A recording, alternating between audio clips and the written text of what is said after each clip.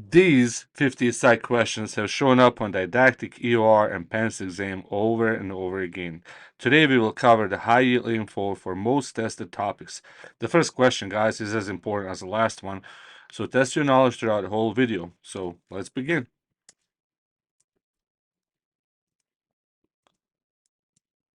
What differentiates delusional disorder from schizophrenia?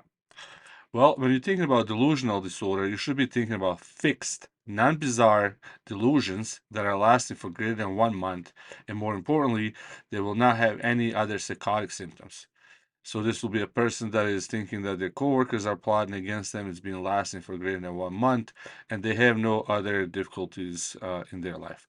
But schizophrenia, they're also going to have hallucinations. They're going to have that disorganized speech or those negative symptoms.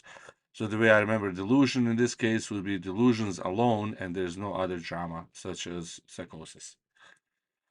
What defines bipolar 2 disorder? Well, bipolar 2 disorder is defined by at least one hypomanic episode lasting roughly about 4 days, less than 7, and one major depressive episode without full mania or psychosis. If a patient had a full mania, that would be a bipolar 1. And treatment would be lamotrigine or lithium for maintenance. Avoid antidepressants monotherapy. So bipolar 2 disorder, hypomanic episode, greater or equal to 4 days, and one major depressive episode. And the way I remember this, because we're dealing with hypomania and depression, so bipolar 2, the 2 in bipolar reminds me that I'm dealing with two different moods. So hypomania plus depression. Two moods, hypomania and depression, and there's no full mania. Treatment is lamotrigine or lithium. What is the key distinguishing feature of schizophrenia versus schizoaffective disorder? There's a typical test question where they try to test your knowledge if you know the difference between the two, and it's trying to trick you.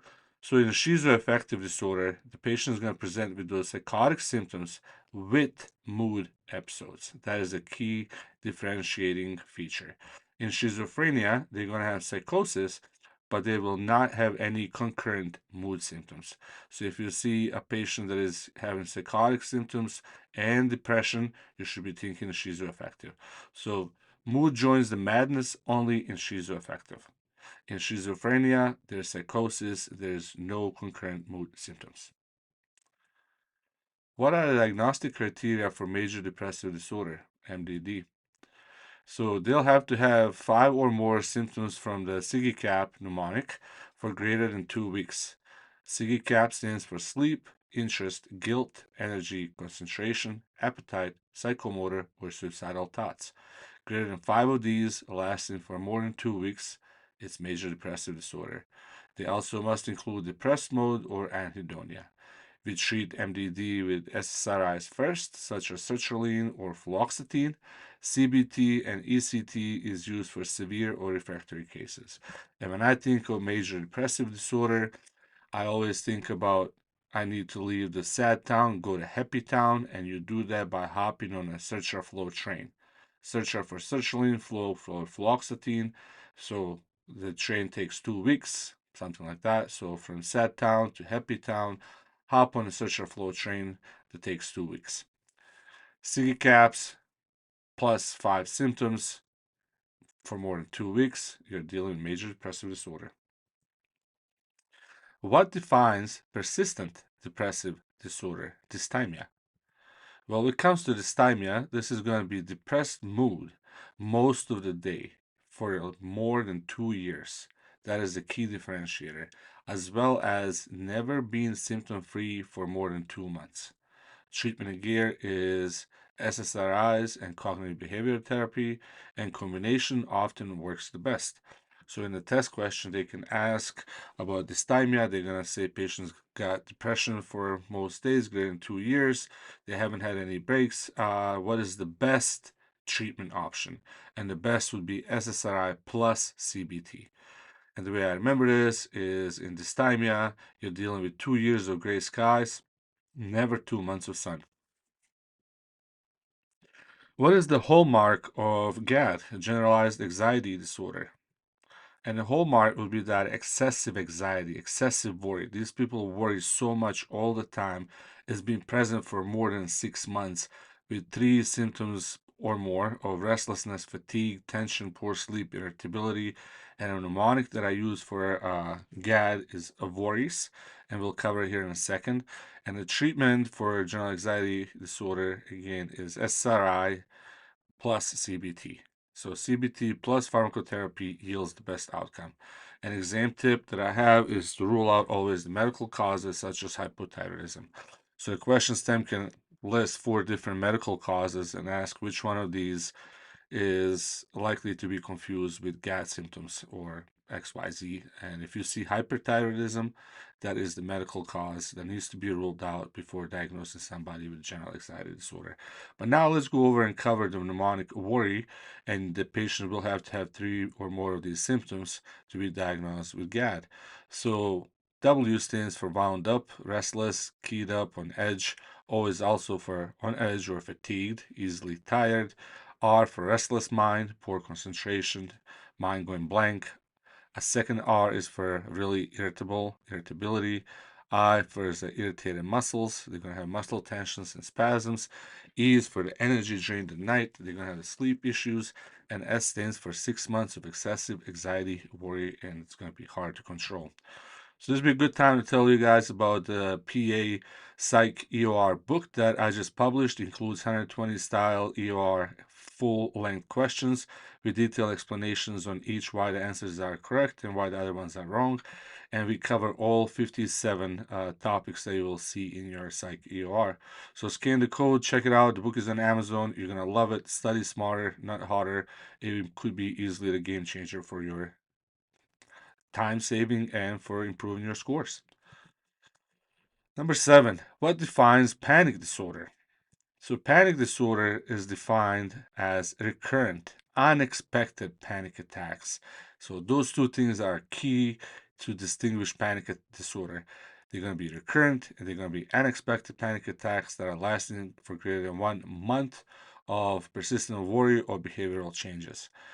Treatment is going to be for acute panic disorders. You're going to treat them with benzos, and a long-term treatment would include SSRIs plus the CBT. So panic about panic keeps the cycle manic. Panic about panic keeps the cycle manic. These people will constantly worry about the next attack, even though there's no guarantee that another one will ever happen. But they will say the last one was unexpected, out of nowhere, and it's usually, induced by stress or something else. So panic about panic keeps the cycle manic. What defines agoraphobia? Well, when you think about agoraphobia, you're going to think about a fear of situation where escape is difficult. So this is going to be people that are scared of certain places, such as crowds, transports, elevators, escalators for you and I, just any place, any open space, and it's going to be lasting for greater than 6 months. You can ask these people about, hey, let's go up, and you're like, no, I'll take the stairs because they're afraid of elevators. So the treatment would be CBT plus SSRI, and they can also be involved in gradual exposure therapy. So CBT plus SSRI. And ego from agoraphobia, I would say, ego, should we go? And they'll say no, trapped by their thoughts.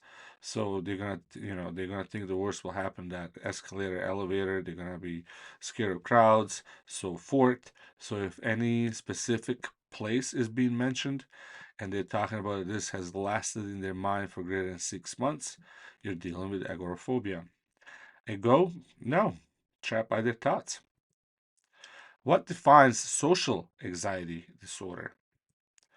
So the social anxiety disorder is differentiated from agoraphobia and other anxiety disorders because this is going to be a marked fear of social and more specifically tested performance situations lasting for greater than 6 months.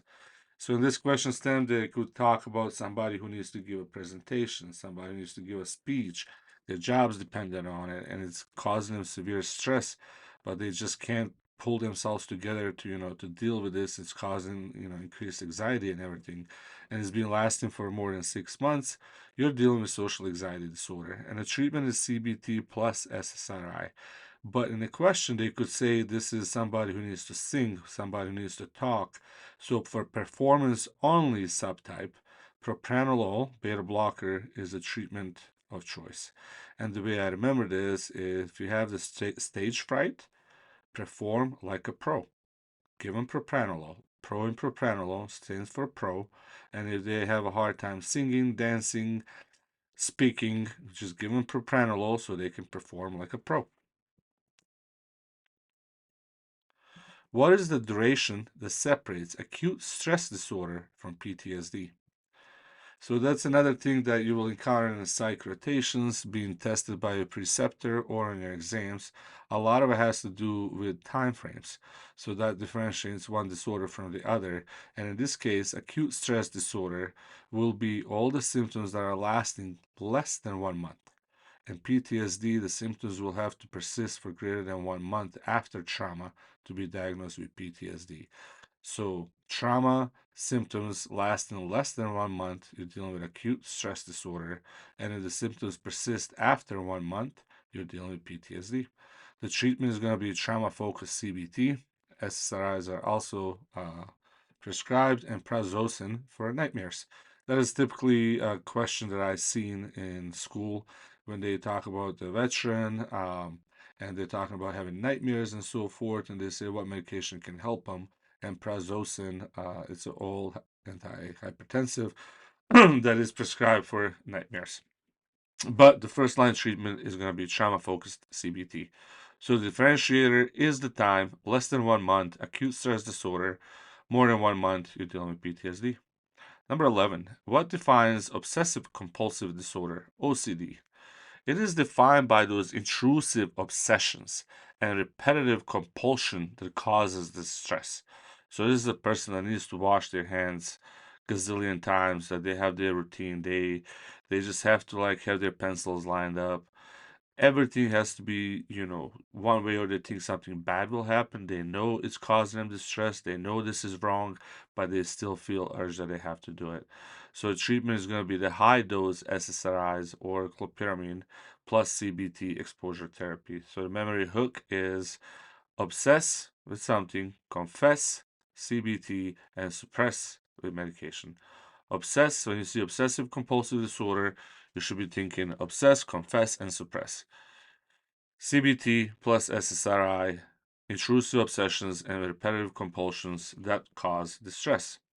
Well, what differentiates OCD from OCPD, obsessive compulsive personality disorder? Well, it's just gonna differentiate in the way they think about it, right? So in the OCD, it is ego dystonic. They know it's rational. They know it's not right. In the OCPD, this is ego syntonic. They see it as right. This is the only way, and they know why they're doing it. In their mind, everything is right and for a reason, and there's no discussion otherwise. So OCD, ego dystonic, OCPD, ego syntonic, and the memory hook, OCD hates it, OCPD embraces it. What defines schizophrenia? Well, schizophrenia will be defined by two or more of the following symptoms lasting for more than 6 months. People that have delusions, hallucinations, disorganized speech, behavior, or the negative symptoms.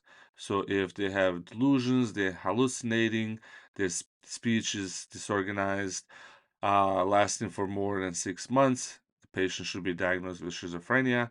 The treatment is atypical antipsychotics first line, such as olanzapine or risperidone, and clozapine can be used for resistant cases. So the question stem can point you to the schizophrenia.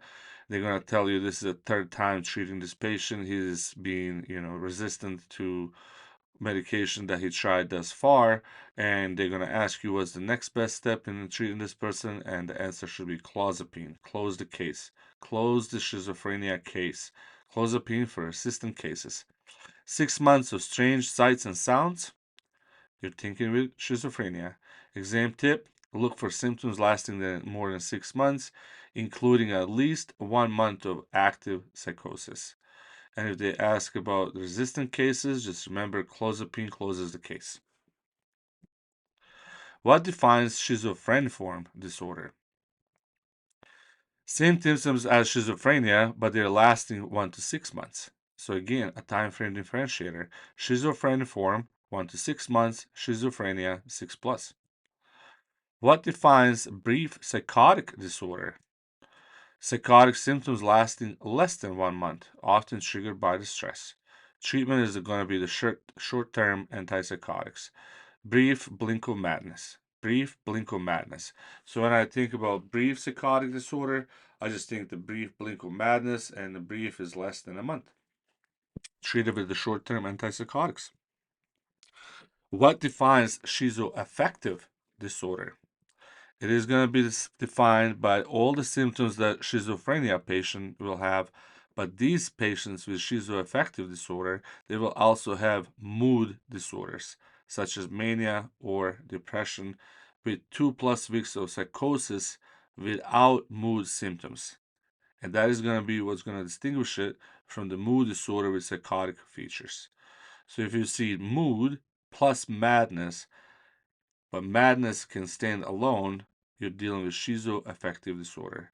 So summarize the schizoaffective disorder. Patient is going to present with all the symptoms as schizophrenia patient, but this patient will also have the mood disorder such as mania or depressions. What defines delusional disorder? It's going to be greater than 1 month of non-bizarre delusions without impaired function. So again, one fixed belief, life is otherwise fine.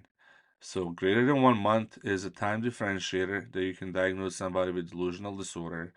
If the question stem says about 2 weeks, that's not long enough, so they'll probably say 4+, and it's gonna be non-bizarre delusions again, like a coworker thing, person thinking that coworkers are plotting against them, so forth. But otherwise, they're working just fine, no other impaired functions. What's the black box warning for all antidepressants? So if you are going through your slides, if you're going through the books, and if there's any black box warning, you can bet that you're going to see an exam question on that, because that is something that they want to make sure you absolutely know. So the black box warning for all antidepressants is that increased suicidal ideation in the patients in the first 4 weeks of taking it, and it's usually seen in the people under the 25 years of age. So what's the key risk of combining SSRIs with MAOIs or St. John wort? And the answer is serotonin syndrome, agitation, hyperreflexia, and fever. So if the patient is taking SSRIs and they present to the ED with agitation, hyperreflexia, fever, you should be asking if they have taken MAOIs or St. John wort, as it leads you to diagnosis of serotonin syndrome. Too much serotonin is going to equal serotonin syndrome. Another test question that I encounter or tested my students on was if somebody's taking SSRI, which supplement they should not be taking to avoid serotonin syndrome, and the answer is St. John wort. So you see how they can play with the different ways of testing the question. If there's like St. John wort, they can say patient is taking St. John wort presented with agitation, hyperreflexia, and fever. What other medication would they likely taking? And that case would be SSRIs. Which antidepressant lowers seizure threshold and is contraindicated in eating disorder? So you will see this on rounds. You will see this test question being asked on all types of exam from didactic to PANCE. You will see your preceptor asking this as well, because this is commonly seen. And we are talking about bupropion, Wellbutrin, because Wellbutrin lowers the seizure threshold. So I see this in the ICU when we admit patients. We will immediately stop the Wellbutrin because we don't want to see anything that lowers the seizure threshold, because they're already unstable. So bupropion bumps the brain, and bumps leads me to think about seizure. So bupropion bumps the brain, lowers seizure threshold, and is contraindicated in eating disorders. So you should also not be given Wellbutrin or bupropion to an alcoholic, because alcohol also can lower that seizure threshold. So a combination of those two can also be very damaging. Which antidepressant causes sedation and weight gain, but helps insomnia. So in a question stem, they could be telling you patient is really worried about insomnia. It's really affecting their energy level, their work performance, and everything. And they really are not worried about weight gain, or they can actually be really slick and tell you the patient is presenting with XYZ in their um, physical exam, and one of the things they're gonna mention is like low or low normal BMI. So if you want to help this person weight some gain and help him with sleep, you should be thinking about mirtazapine. So mirtazapine causes sedation and weight gain. So the sedation, the side effect, you turn it into a benefit by telling this person, hey, take this medication at night. So it helps you fall asleep and stay asleep. And if they have low BMI and you help them with weight gain and you can also help with their mood, it's like 3 for 1 there. So mirtazapine, I just think M&Ms, like weight gain, meal and mattress. Mirtazapine, Eminent, meal and mattress, M&M. What antidepressant is most likely to cause priapism? Trazodone. So the memory hook is trazobone. Long night guaranteed. So they're gonna tell you the patient presented with priapism, and they're gonna tell you, he has hypertension, he has cholesterol, he has XYZ and a depression, and it could be like which of the following medication is likely the cause of the priapism, and you should be thinking about trazobone, trazodone, long night guaranteed. What mood stabilizer can cause nephrogenic diabetes insipidus and hypothyroidism? And that would be lithium. So with lithium, another question you can be tested on is they're going to ask you which labs should be monitored on a patient with lithium, and that would be BMP, TSH, and renal functions. And memory hook, I just said always remember as lithium leaks the kidneys and slows the thyroid. So that reminds me that, with leaking kidneys, I'm thinking diabetes insipidus and nephrogenic, and slow thyroid, slow for hypo, so hypothyroidism. So in the test question, they can be really creative. They can say a patient is taking lithium. Which of the following side effects can happen? And they can say nephrogenic diabetes insipidus and hyperthyroidism. They can say nephrogenic diabetes insipidus and hypothyroidism. They can say, I don't know, like hyperthyroidism and just, regular diabetes. So, knowing that is slowed the thyroid and leaks the kidney is the correct answer for mood stabilizers side effects, nephrogenic diabetes insipidus, and hypothyroidism.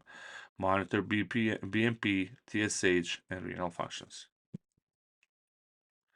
What mood stabilizer causes neural tube defect? And that would be valproate.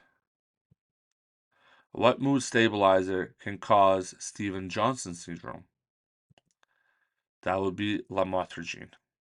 And the memory hook, I would just say Stevens-Johnson rides in limo, uh, lamotrigine, sounds like limo, or, Steve Johnson, Steve Jobs, Steve something. You can come up and name that resonates with you, but I would just say people in the Steven Johnson firm ride in limos. Steve Jobs rides in limo. Any kind of those, play on words that you can think of. You have a friend named Steve, a friend named John. You can say, I know John, he rides in a limo. So if you've seen a test question that talks about mood stabilizers, one is asking about neural tube defect, that's caused by valproate.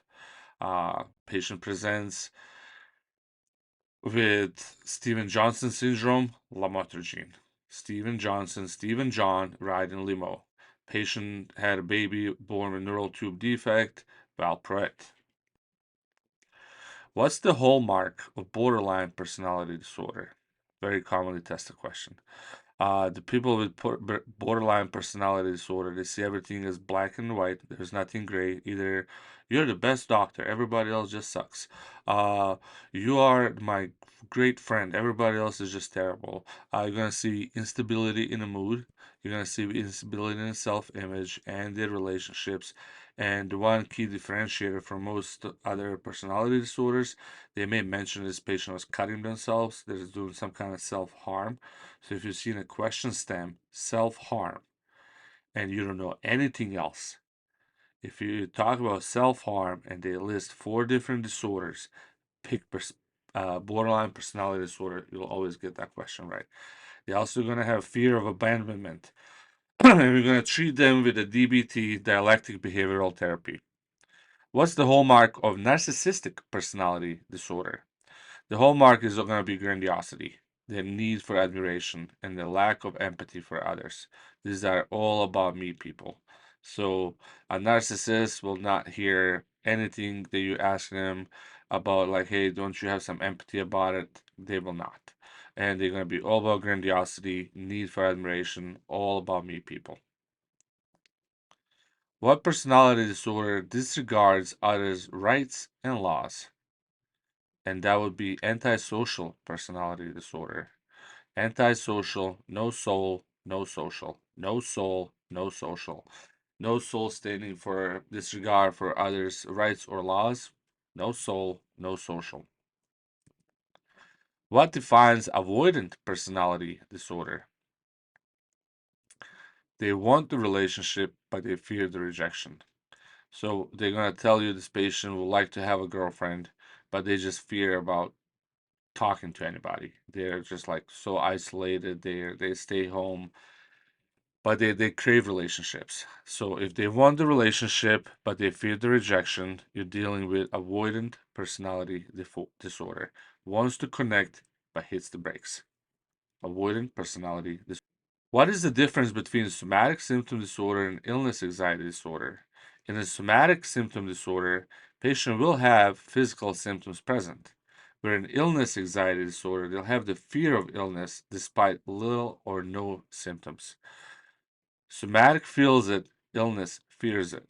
That is the way I remember to differentiate them. Somatic feels it, illness fears it.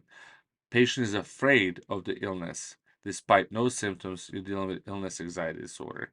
Patient has symptoms present, somatic symptom disorder. What defines conversion disorder? Neurological symptoms, blindness, paralysis, after stress, no organic cause. So patient presents with a traumatic episode, something really bad happened, they had stress, and they present with neurological symptoms as new blindness, new paralysis, no organic cause. Every imaging is negative, labs are fine, but they still have paralysis. You are dealing with conversion disorder. Stress converts to symptoms. Conversion disorder, stress converts, conversion converts to symptoms. Conversion disorder, no organic cause, stress converts to symptoms. What is factitious disorder? Well, it is intentional symptoms creation for the sick role, no external gain. Fake to feel cared for. Fake to feel cared for. Fictitious disorder. This is commonly tested to see if you can tell a difference between fictitious and malingering and the others. And they're going to tell you patient presented feeling like they're sick. They just want to be cared for. This could be a home. This could be at a retirement center. It could be a hospital setting, whatever. And they're not, worried about money. They're not suing anybody. They're not concerned about, material gains. So you're dealing with factitious disorder. Fake it to feel cared for. What is malingering? Well, it's going to be intentional symptoms for external gain. Money, drugs, avoiding duty, and so forth.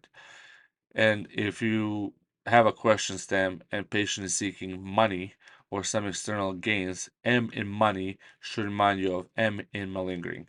Money, malingering. What defines anorexia nervosa? Anorexia is defined by a BMI less than 17.5, fear of weight gain, extreme fear at that, and a body image distortion. Treatment is going to be nutritional rehab, CBT, and as we mentioned earlier, avoid bupropion. Memory hook, starved body, stuffed anxiety. Starved body, stuffed and anxiety. And anxiety reminds me of anorexia. Low BMI, fear of weight gain, anorexia nervosa. What lab abnormality is seen in bulimia nervosa? So in bulimia, you're going to see hypokalemic metabolic alkalosis due to the vomiting.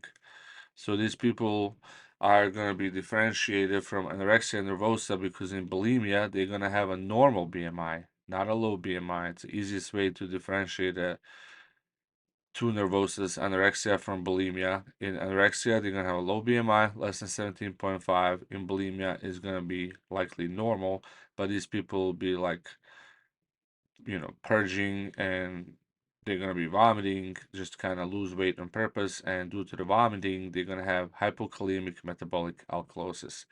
And the way I remember this for hypokalemia is puke, potassium plummets. In puking, potassium plummets. 3 P's. Puke, potassium plummets. Potassium plummets should make you think of hypokalemic metabolic alkalosis. So low potassium, puke, potassium plummet. 36. What separates bulimia from binge eating disorder? Compensatory behavior. Vomiting and laxatives are only seen in bulimia. So they're vomiting, they take laxative, binge plus purge equals bulimia. End of story. So, and they're going to have a normal BMI. What is Wernicke's encephalopathy triad? That's going to be confusion, ataxia, and ophthalmoplegia due to the thiamine deficiency. Memory hook, can't remember, CAN, can't remember, confusion, anorexia, and nystagmus. The test question can list 4 different symptoms and ask you which one of these is not a part of Wernicke encephalopathy triad. So if it's not part of can in can't, that's the answer. They're going to tell you this patient presents with confusion, ataxia, and nystagmus. And they're going to say, imaging is showing whatever, and this is Wernicke encephalopathy, likely, and they're going to ask you which of the following deficiencies is associated with this, and in that case would be thiamine deficiency. So with Wernicke encephalopathy, you're going to be dealing with alcoholics, and anything to do with alcoholics has to do with thiamine deficiency. What drug treats alcohol withdrawal? Benzos, benzodiazepine.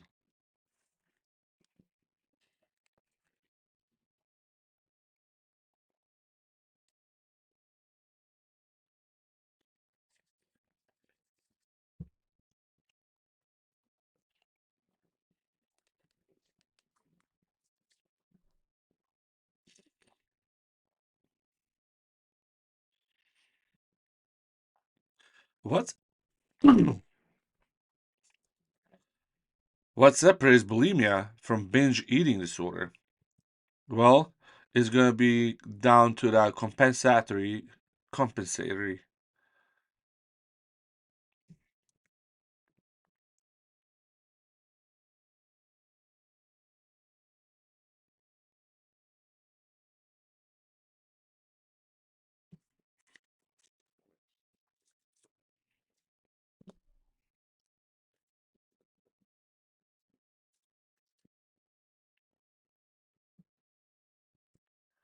What separates bulimia from binge eating disorder? Well, what separates it is that compensatory behavior, vomiting, and using laxative, which are only seen in bulimia.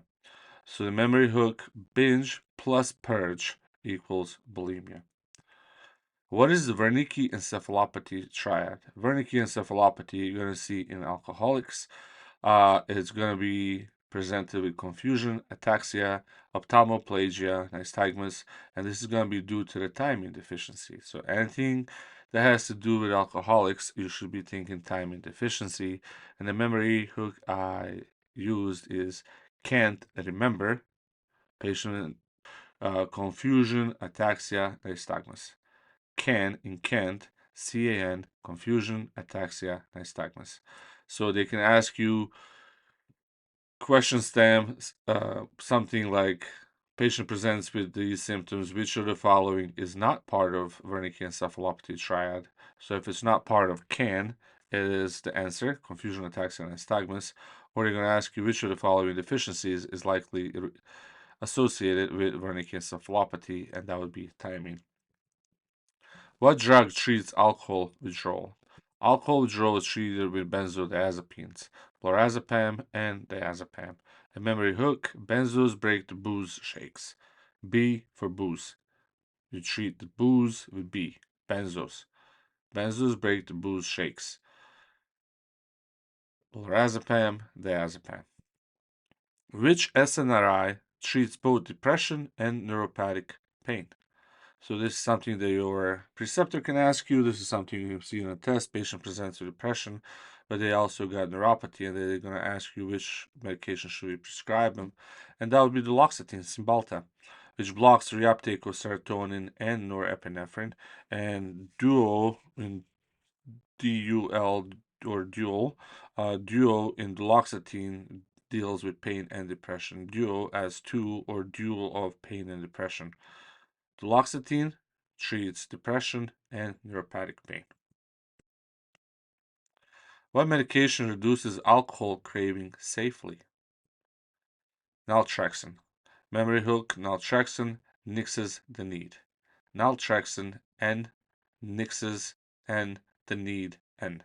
Naltrexone nixes the need. Question stem can ask you patient is wanting to quit, they're in rehab or something, which medication is likely to be prescribed for this alcoholic person to help them with the cravings, and they want a safe medication, and the answer is naltrexone. Naltrexone nixes the need. What substance causes pinpoint pupils, respiratory distress, and coma?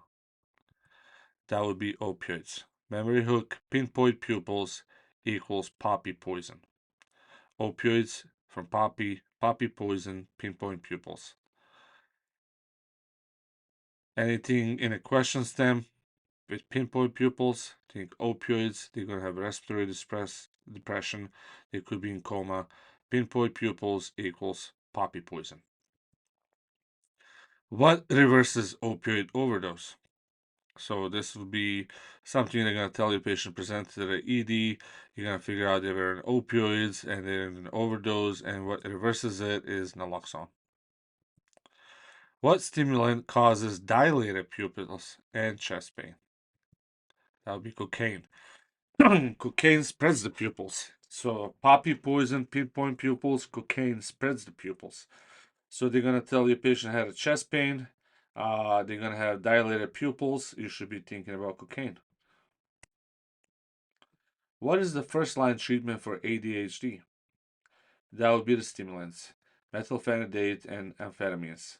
Memory hook, focus fuel for a fast mind. Focus fuel for stimulants for a fast mind, ADHD.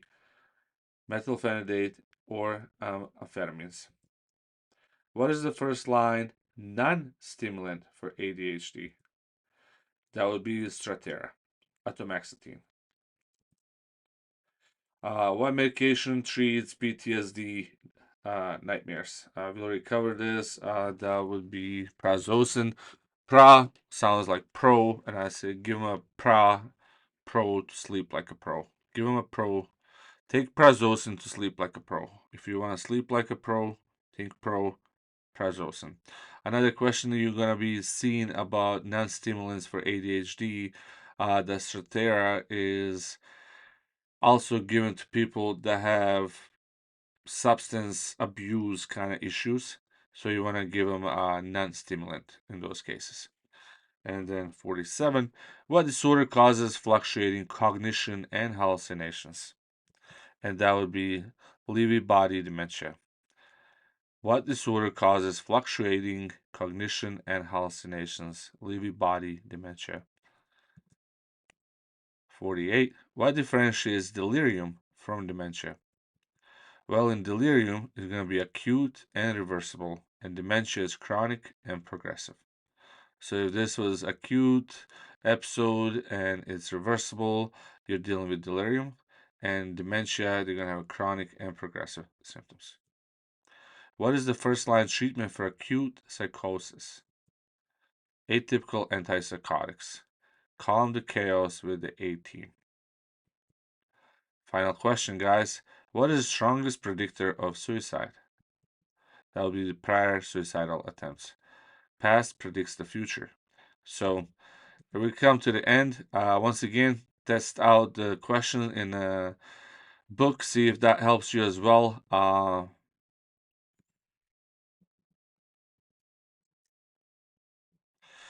Thank you, guys. That will bring us to the end of the video. And once again, I recommend that you check out the book. You will find it super helpful. And as always, I'll see you guys next video. You guys will do great.